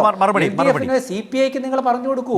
ബിനോയ് വിശ്വം ഒരു ചോദ്യം ചോദിച്ചു ശ്രീ അനിൽകുമാർ. അവരുടെ നട്ടും ബോൾട്ടും പോയെങ്കിൽ നിങ്ങളുടെ ചോദ്യം ചോദിച്ചു അനിൽകുമാർ. എന്താണ് അനിൽകുമാർ മറുപടി? മുഖ്യമന്ത്രി മറുപടിയല്ല പറഞ്ഞത്, പ്രതിരോധത്തിൽ നിന്നാണ് സംസാരിച്ചത്. ഇടതുപക്ഷ ജനാധിപത്യ മുന്നണി, ഇതാണ് അദ്ദേഹം പറഞ്ഞ ഒരു പോയിന്റ്. രണ്ടാമത്തെ പോയിന്റ് VS സുനിൽകുമാറും CPIയും രണ്ട് തട്ടിൽ പൂരത്തെ കാണുന്നു. യെസ് പ്ലീസ് പറഞ്ഞോളൂ. ലോക്സഭാ തെരഞ്ഞെടുപ്പിൽ ഇടതുപക്ഷ ജനാധിപത്യ മുന്നണി സീറ്റ് ലഭിക്കാത്തത് അല്ലെങ്കിൽ വിജയം നേടാനാവാത്തതിൻ്റെ രാഷ്ട്രീയ സാഹചര്യം നന്നായി മനസ്സിലാകുന്നവരാണ് ഞങ്ങൾ. നാട്ടുകാർക്കും അറിയാം. ഇപ്പം നല്ല വെള്ളപ്പൊക്കം വരികയെന്നിരിക്കട്ടെ, നിങ്ങൾ എവിടെ പോയി നിൽക്കും രക്ഷപ്പെടാൻ വേണ്ടി? ഒരു ഉയർന്ന സ്ഥലത്ത് പോയി നിൽക്കും. ഉയർന്ന സ്ഥലം തിരഞ്ഞെടുക്കുമ്പോൾ സാധാരണഗതിയിൽ ഉയർന്ന സ്ഥലമാണ്. വലിയ വെള്ളപ്പൊക്കം വരാൻ പോകുക എന്ന് പറഞ്ഞാൽ കുറേ കൂടെ ഉയർന്ന കുന്നിൻ്റെ മുകളിലേക്ക് കയറും. ദേശീയ രാഷ്ട്രീയത്തിൽ ഇടതുപക്ഷ രാഷ്ട്രീയത്തെക്കാൾ ഉയരം കോൺഗ്രസ്സിനുണ്ട് എന്നുള്ളത്, ഇന്ത്യ മുന്നണിയുടെ ഒരു പ്രധാനപ്പെട്ട സ്ഥാനത്ത് കോൺഗ്രസ് ഉണ്ട് എന്നുള്ളത് കോൺഗ്രസ്സിന് നേട്ടമായി. അപ്പം ഞങ്ങളെക്കാൾ ദേശീയ രാഷ്ട്രീയത്തിൽ അല്പം കൂടി ഉയരത്തിൽ വെള്ളപ്പൊക്കം വരുമ്പോൾ കയറി നിൽക്കാവുന്നൊരിടമായിട്ട് കോൺഗ്രസിനെ ആളുകൾ കണ്ടു. അങ്ങനെ വെള്ളപ്പൊക്കം വന്നപ്പോൾ അവിടെ കയറി കോൺഗ്രസിൻ്റെ അടുത്ത് ഇരുന്ന ആളുകൾ അവിടെ തന്നെ നിൽക്കുന്നില്ല എന്നുള്ളതിൻ്റെ തെളിവെന്താണെന്നറിയാമോ? അതിനുശേഷം നടന്ന പഞ്ചായത്ത് തെരഞ്ഞെടുപ്പിൽ നട്ടും ബോൾട്ടും പോയി എന്നിപ്പോൾ പറഞ്ഞ സാറിൻ്റെ ഈ ഇടതുപക്ഷ ജനാധിപത്യ മുന്നണി 23 സീറ്റിലാണ് ജയിച്ചത്. ഞങ്ങൾ ഏറ്റവും കൂടുതൽ മോശപ്പെട്ട പരാജയം നേരിട്ട തിരുവനന്തപുരം ജില്ലയിൽ 8 സീറ്റ് LDF ജയിച്ചത്. നട്ടും ബോൾട്ടും ഉണ്ടെന്ന് പറയുന്ന നിങ്ങളുടെ ഈ കോൺഗ്രസ് എന്തേ പോയത് നട്ടും ബോൾട്ടും? അപ്പോൾ പഞ്ചായത്ത് തെരഞ്ഞെടുപ്പ് വന്നാൽ, അസംബ്ലി തെരഞ്ഞെടുപ്പ് വന്നാൽ അവിടെയൊക്കെ ഇടതുപക്ഷത്തിന് മേൽക്കൈ നൽകുന്ന ആളുകൾ തന്നെ ഒരു ദേശീയ തെരഞ്ഞെടുപ്പ് വരുമ്പോൾ ദേശീയ തെരഞ്ഞെടുപ്പിലെ വസ്തുനിഷ്ഠ സാഹചര്യങ്ങളിൽ ചില തീരുമാനങ്ങൾ എടുക്കുന്നത് ഞങ്ങൾക്ക് അനുകൂലമല്ല എന്നേ ഉള്ളൂ. ഞങ്ങൾക്കെതിരാണ് ഞങ്ങൾ തെറ്റിദ്ധരിക്കുന്നില്ല.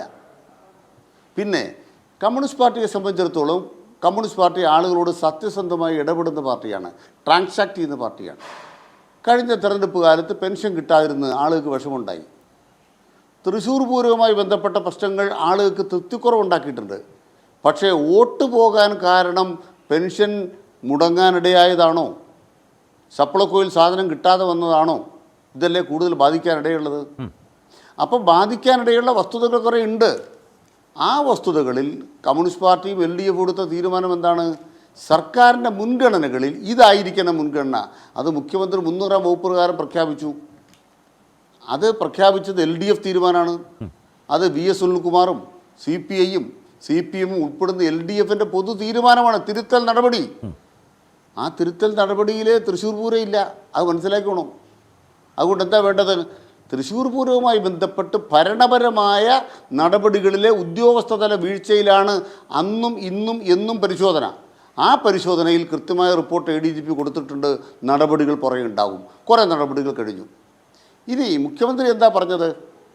VD സതീശൻ മുഖ്യമന്ത്രിക്ക് നേരെ തൊടുത്ത ആരോപണം മുഖ്യമന്ത്രിയുടെ മകളെ രക്ഷിക്കാൻ ഇദ്ദേഹത്തെ പറഞ്ഞു വിട്ടതാണ്. അതിന് മുഖ്യമന്ത്രി മറുപടിയല്ലേ പറഞ്ഞത്? മറുപടി അല്ലാതെ പിന്നെ എന്താ നിങ്ങൾ കേട്ടത്? മറുപടി അല്ലാതെ എന്താ നിങ്ങൾ മനസ്സിലാക്കിയത്? എനിക്ക് വേണ്ടി വഴിവിട്ടൊരു കാര്യം ചെയ്യാൻ ഒരാൾക്കും ലോകത്ത് സാധിക്കത്തില്ല. അങ്ങനെ ആർജവത്തോടെ പറയാൻ ഈ മുഖ്യമന്ത്രിക്കല്ലാതെ വേറെ ആർക്കെങ്കിലും പറ്റുമോ? നിങ്ങളൊന്ന് ആലോചിച്ച് നോക്കിയേ. 1 മണിക്കൂർ 40 മിനിറ്റ് നേരം മാധ്യമങ്ങളുടെ വെളിച്ചത്തിൽ പുഞ്ചിരിച്ചുകൊണ്ട് നിന്നൊരു മുഖ്യമന്ത്രി മാധ്യമങ്ങളെ ക്രിമിനൽ രാഷ്ട്രീയം, ക്രിമിനൽ മാധ്യമ പ്രവർത്തനത്തെ വെല്ലുവിളിക്കുകയാണ്. നിങ്ങൾ ക്രിമിനലുകളാണ് എന്ന് ക്രിമിനൽ മാധ്യമ പ്രവർത്തനം നടത്തിയ പത്രക്കാരുടെ മുന്നിൽ ഈ ഇന്ത്യ രാജ്യത്തൊരു മുഖ്യമന്ത്രി തൻ്റെ ഇടത്തോടെ പറയുമോ? മടിയിൽ കനമുണ്ടെങ്കിൽ. മുഖ്യമന്ത്രിക്ക് മാധ്യമങ്ങളോട് മാർദ്ദവമില്ല. അത് ജനങ്ങളോട് മാർദ്ദവമില്ല എന്നിട്ടില്ല, മാധ്യമങ്ങളോട് മാർദ്ദവമില്ലാത്തതിന് കാരണം ഒരു മാധ്യമത്തിൻ്റെ സൗജന്യത്തിലല്ല ഈ മുഖ്യമന്ത്രി നിലനിൽക്കുന്നത്. എന്തിനാണ് മാധ്യമങ്ങളുടെ തോളത്ത് തട്ടുന്നത്? എന്തിനാണ് മാധ്യമങ്ങളെ വേണ്ടാതെ ഇക്കിളിപ്പെടുത്തുന്നത്? രാഷ്ട്രീയ നേതാക്കൾ അവരെ തഴുകാൻ പോകുന്നത്? ഖദർ ഗ്ലാമറുകൾക്ക് ഇഷ്ടമാണ്, അത് വേണ്ടി വരും. കമ്മ്യൂണിസ്റ്റ് പാർട്ടിക്ക് അത് വേണ്ട. എന്തുകൊണ്ട് വേണ്ട? ഈ മാധ്യമങ്ങളെല്ലാം പടകൂടി വന്ന് എത്ര നുണകൾ ചമച്ചുണ്ടാക്കിയാലും ഈ നുണകളെ അതിജീവിക്കാൻ കമ്മ്യൂണിസ്റ്റ് പാർട്ടിക്ക് കഴിയും. ഇനി EMSൻ്റെ കാലത്തെ പോലെ ഈ കമ്മ്യൂണിസ്റ്റ് പാർട്ടിയുടെ പ്രവർത്തകന്മാർ താമസതുല്യമായ ജീവിതം നയിച്ചാലും ആ താമസതുല്യമായ ജീവിതം നയിക്കുന്ന കമ്മ്യൂണിസ്റ്റ് പാർട്ടി നേതാക്കന്മാരെക്കുറിച്ചും ഈ മാധ്യമങ്ങൾ എന്തെല്ലാം എഴുതും. EMSനെ കുറിച്ച് എന്തെല്ലാം എഴുതി, നയനാരെക്കുറിച്ച് എന്തെല്ലാം എഴുതി. നയനാരെ കോമാളി എന്ന് വിളിക്കാത്ത ഏത് മാധ്യമം എവിടെയുള്ളത്? EMSനെ അപമാനിക്കാത്ത ഏത് മാധ്യമം എവിടെയുള്ളത്? EMSൻ്റെ ഷെയറുകൾ സീതറിന്, EMSൻ്റെ വിൽപ്പത്രം വന്നപ്പോൾ EMSൻ്റെ ഷെയറുകൾ സീതറിന്. ഏത് ഷെയർ? സാഹിത്യപ്രവർത്തക സംഘത്തിലെ 500 രൂപയുടെ ഷെയർ മകൻ എഴുതി വെച്ച EMSനെ അവമാനിക്കാൻ ഷെയറുകൾ സീതറിന്. ഇതൊക്കെ കടന്നുപോയൊരു കമ്മ്യൂണിസ്റ്റ് പാർട്ടിയാണിതേ. അതുകൊണ്ട് കേരളത്തിൻ്റെ മുഖ്യമന്ത്രി ഇത്തരം തെറ്റായൊരു കാര്യത്തിന് നിൽക്കുന്നില്ല എന്ന് മാത്രമല്ല, ആ മുഖ്യമന്ത്രിക്ക് ഒരു മാധ്യമത്തിൻ്റെയും ഇക്കാര്യത്തിലുള്ള സഹായം വേണ്ട. കയ്യിൽ കയ്യെഴുത്തിരിക്കുന്ന മാധ്യമത്തിൻ്റെ സഹായം വേണ്ട എന്ന് പറയുന്ന മുഖ്യമന്ത്രി പിന്നെ ആരുടെയെങ്കിലും ഇടനിലയുടെ കാര്യത്തിന് പോവോ? അതുകൊണ്ട് തലയുയർത്തിയാണ് മുഖ്യമന്ത്രി മറുപടി പറഞ്ഞത്. അത് ഇവിടുത്തെ വലതുപക്ഷ രാഷ്ട്രീയം ഉണ്ടാക്കുന്ന നുണകൾ, ആ നുണ പറയുന്ന ഓരോരുത്തരുടെയും ചെകിട്ടത്തുള്ള അടിയാണ്. അതുകൊണ്ടത് മറുപടിയല്ല എന്ന് ശ്രീകുമാർ സാറ് പറഞ്ഞതിനോട് ഞാൻ യോജിക്കുകയാണ്. മറുപടിയല്ല, മുഖ്യമന്ത്രി ചെവിയുടെ കുറ്റിക്ക് അടിയാണ് കൊടുത്തത്. അത് കൊണ്ടതിലൊരാൾ പ്രതിപക്ഷ നേതാവാണ്. അദ്ദേഹം പറഞ്ഞ വലിയ നുണയുണ്ടല്ലോ, ആ നുണയുടെ നേരെ മുഖ്യമന്ത്രി കൊടുത്ത അടി തന്നെയാണത്. അത് ഇടതുപക്ഷ രാഷ്ട്രീയത്തിൻ്റെ മുന്നോട്ടുള്ള യാത്രയാണ്. അത് കേരളം മനസ്സിലാക്കുന്നുണ്ട്. ഇവിടെ ശ്രീ ജയചന്ദ്രൻ ഇപ്പം പ്രതിപക്ഷ നേതാവിനെ കുറിച്ച് പറഞ്ഞതുകൊണ്ടാണ്, നമുക്കറിയാം വയനാടുമായി ബന്ധപ്പെട്ട ഏറ്റവും തെറ്റായ നുണ നിറഞ്ഞ വാർത്തകൾ പ്രചരിപ്പിക്കുകയും അത് തെറ്റാണെന്ന് പലർക്കും പിന്നീട് പറയേണ്ടിയും വരികയും ചെയ്ത ഒരു സാഹചര്യം നമ്മുടെ മുന്നിൽ. അതിനെ അതേപടി ഏറ്റെടുത്തയാളാണ് കേരളത്തിൻ്റെ പ്രതിപക്ഷ നേതാവ്. എന്നിട്ട് ആ മാധ്യമങ്ങൾക്ക് എന്ത് തെറ്റാണ് പറ്റിയെന്ന് ചോദിക്കാനും അദ്ദേഹം മുതിരുന്നത് നമ്മൾ കണ്ടു. ഇന്ന് ഈ പുതിയ സാഹചര്യം നമ്മൾ ഈ ചർച്ച ചെയ്യുന്ന വിഷയത്തിലേക്ക് വന്നാൽ, യഥാർത്ഥത്തിൽ ഈ കഴിഞ്ഞ ലോക്സഭാ തെരഞ്ഞെടുപ്പ് കാലത്ത് KPC പ്രസിഡന്റ് ആയിരുന്നെങ്കിലും സുധാകരൻ ആ പദവി താൽക്കാലികമായി ഒഴിവാക്കി കണ്ണൂരിൽ പോയി മത്സരിച്ചു. MM ഹസന ചുമതല കൊടുത്തു. പാർട്ടി ആകെ ഏകോപിപ്പിച്ച് മുന്നോട്ട് കൊണ്ടുപോകുന്ന ചുമതല കൂടി അക്ഷരാർത്ഥത്തിൽ വന്നത് VD സതീശൻ്റെ പക്കലാണ്. അതുപോലെ തന്നെ അദ്ദേഹം UDF ചെയർമാനുമാണ്. ഇവിടെ ഈ KPCC ഉപസമിതിയുടെ കണ്ടെത്തൽ ഓരോന്നും വലിയ രാഷ്ട്രീയ പ്രഹരമാകുന്നത് യഥാർത്ഥത്തിൽ VD സതീശന് തന്നെയാണോ? കാരണം അതിലെ ഓരോ കണ്ടെത്തലും വളരെ വളരെ പ്രധാനപ്പെട്ടതാണ്. കൂടുതൽ വോട്ടർമാരെ ചേർക്കുന്നതിൽ പരാജയപ്പെട്ടു, മണ്ഡലം കമ്മിറ്റിയുടെ പ്രവർത്തനത്തിൽ വീഴ്ച, തൃശ്ശൂർ, ഒല്ലൂർ, ഇരിങ്ങാലക്കുട, മണലൂർ മണ്ഡലം കമ്മിറ്റിയുടെ പ്രവർത്തനത്തിൽ ഗുരുതര വീഴ്ച, മുമ്പ് ഞാൻ പറഞ്ഞ പോലെ മുതിർന്ന കോൺഗ്രസ് നേതാക്കളുടെ ബൂത്തുകളിൽ കോൺഗ്രസിന് വോട്ട് കിട്ടിയില്ല, മുതിർന്ന നേതാക്കളാരും കോൺഗ്രസ് സ്ഥാനാർത്ഥിയായ മുരളീധരന് വേണ്ടി പ്രചാരണത്തിന് കാര്യമായിട്ട് എത്തിയില്ല, BJPക്ക് വിജയിക്കുന്നതിനുള്ള മുന്നൊരുക്കം നടത്തുകയും BJP സ്ഥാനാർത്ഥിക്ക് വിജയം നേടുന്നതിനുള്ള പശ്ചാത്തലവും മുതിർന്ന കോൺഗ്രസ് നേതാക്കൾ തന്നെ ഒരുക്കി കൊടുക്കുകയായിരുന്നു. അതുപോലെ തന്നെ മുമ്പ് ഞാൻ പറഞ്ഞ 1275 ബൂത്തുകളിലുള്ളതിൽ സീനിയർ നേതാക്കൾക്ക് ചുമതല നൽകിയിരുന്നതിൽ 719 ബൂത്തുകളിലും കോൺഗ്രസിന് ഒന്നാമതെത്താൻ കഴിഞ്ഞില്ല. ഇത് നേതാക്കളുടെ പിന്നോക്കുപോക്കും വോട്ട് നേടിയെടുക്കുന്നതിൽ കാണിച്ച ഗുരുതരമായ വീഴ്ചയാണ്. 600-ലേറെ ബൂത്തുകളിൽ കോൺഗ്രസ് 3-ാം സ്ഥാനത്തായി തുടങ്ങിയ ഒട്ടേറെ, അതുപോലെ DCC നേതൃത്വത്തിന് വീഴ്ച പറ്റി, ആ ഏകോപനത്തിൽ പ്രചാരണ ഏകോപനത്തിൽ പാളിച്ച പറ്റി, KPCC നേതൃത്വം ഇടപെട്ടില്ല. യഥാർത്ഥത്തിൽ ഈ കണ്ടെത്തലുകളാകെ രാഷ്ട്രീയമായി തിരിച്ചടിയാകുന്നത് പ്രതിപക്ഷ നേതാവിനാണോ, VD സതീശനാണോ?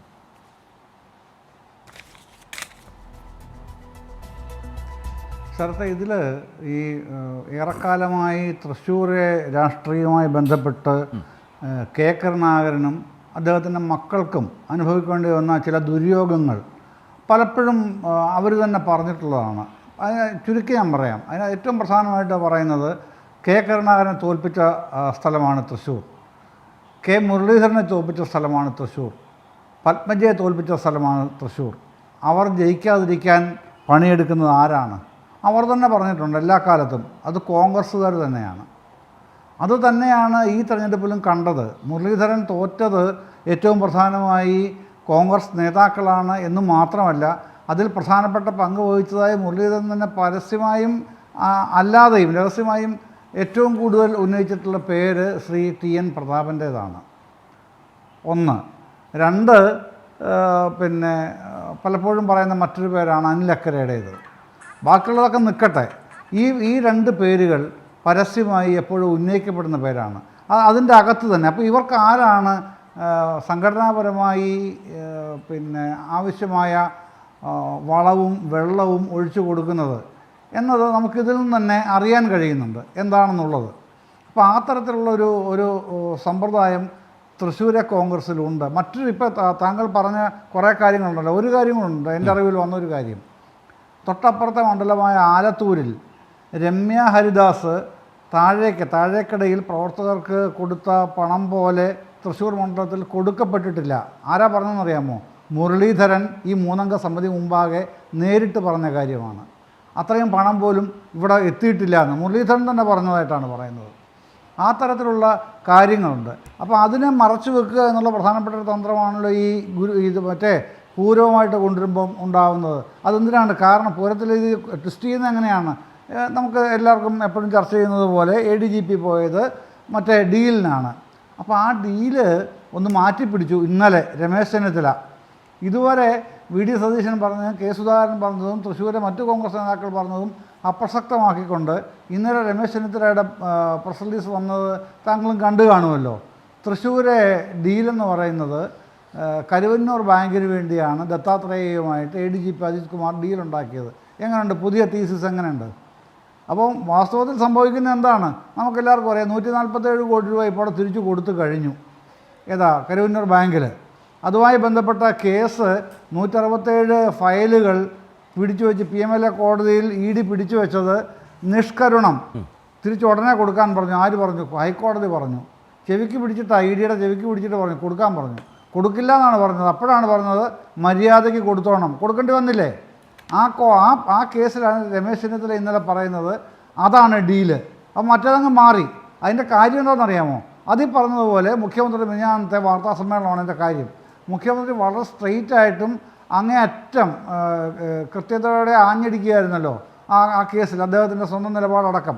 അപ്പോൾ പിന്നെ അത് പറഞ്ഞാൽ ഇനി ഏക്കില്ല എന്ന് വന്നപ്പോഴാണ് ഇന്നലെ ചെന്നിത്തലയുടെ പുതിയ സിദ്ധാന്തം വരുന്നത്. ഡീൽ ഇതായിരുന്നു. കരുവന്നൂർ ബാങ്കായിരുന്നു.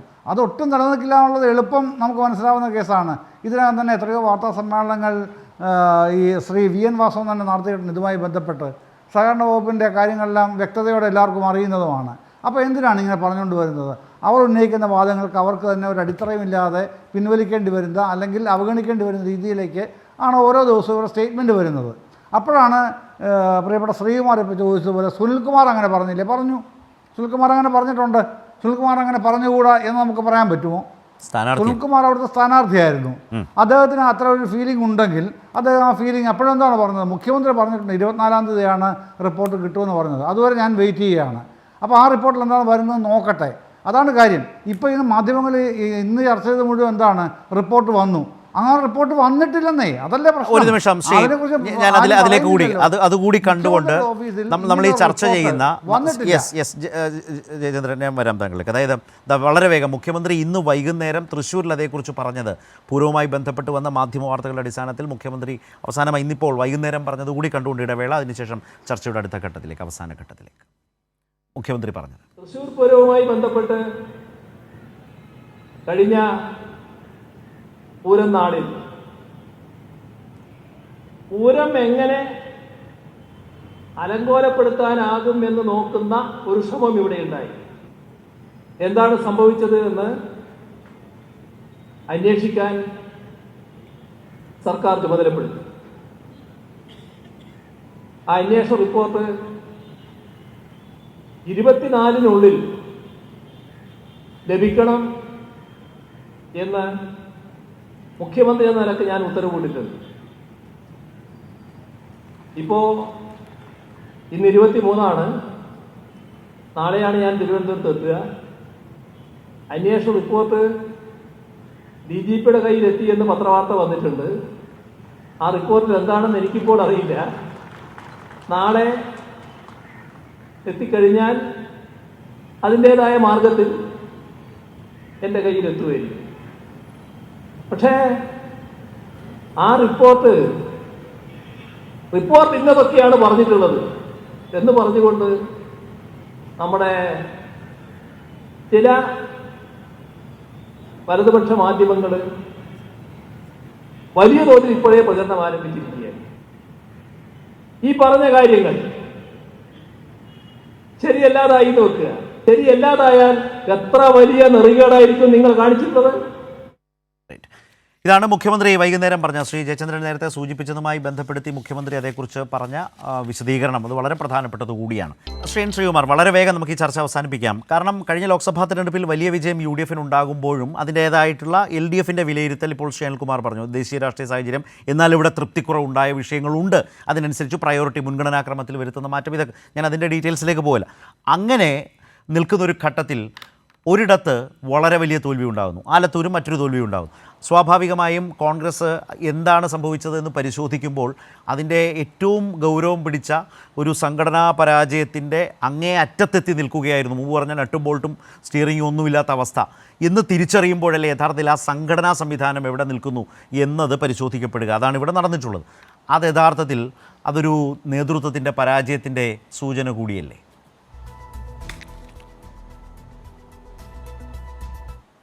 തൃശ്ശൂരിലത്തെ കോൺഗ്രസിൻ്റെ പരാജയവും ആലത്തൂരിലെ പരാജയവും സംഘടനാ സംവിധാനത്തിൻ്റെ കുറവുകൊണ്ടാണെന്ന് ഞാൻ ആദ്യമേ തന്നെ പറഞ്ഞു കഴിഞ്ഞു. അപ്പോൾ പിന്നെ അതിൽ അല്ല, നേതൃത്വത്തിൻ്റെ പരാജയം എന്നാണ് ഞാൻ ചോദിച്ചത്.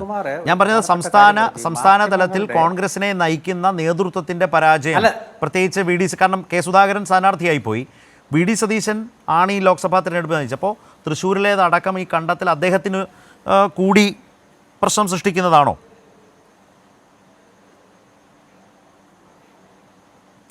18 മത്സരിച്ച് ജയിക്കുകയും 2 തോൽക്കുകയും ചെയ്യുമ്പോൾ ആ 2 തോൽവിയാണ് കോൺഗ്രസ് കൂടുതൽ ഗൗരവത്തോടെ കാണുന്നത്. അതിന് നേതാക്കൾക്കും പങ്കുണ്ട്, പ്രവർത്തകർക്കും പങ്കുണ്ട്, യാതൊരു സംശയമില്ലാത്ത കാര്യമാണ്. രാഷ്ട്രീയമായ ഭരണപരമായ പരാജയവും അത് കാരണം ഒരുപാട് കാരണങ്ങളുണ്ട്. അതൊക്കെയാണ് അന്വേഷണ റിപ്പോർട്ട്, ഫാക്ട് ഫൈൻഡിങ് ഞാൻ പറഞ്ഞത് അതുകൊണ്ടാണ്. വസ്തുതകൾ എന്താണെന്ന് അന്വേഷിക്കാനുള്ളത്. പക്ഷേ അനിൽകുമാർ ഇവിടെ പറഞ്ഞല്ലോ മാധ്യമങ്ങളുടെ കരണത്താണ് അടിച്ചതെന്ന്. മാധ്യമങ്ങളുടെ കരണത്തടിക്കുന്നതിനോട് ആർക്കും വിരോധമൊന്നുമില്ല. പക്ഷേ ആദ്യം സ്വന്തം കാരണത്തോടൊന്ന് അടിക്കണം.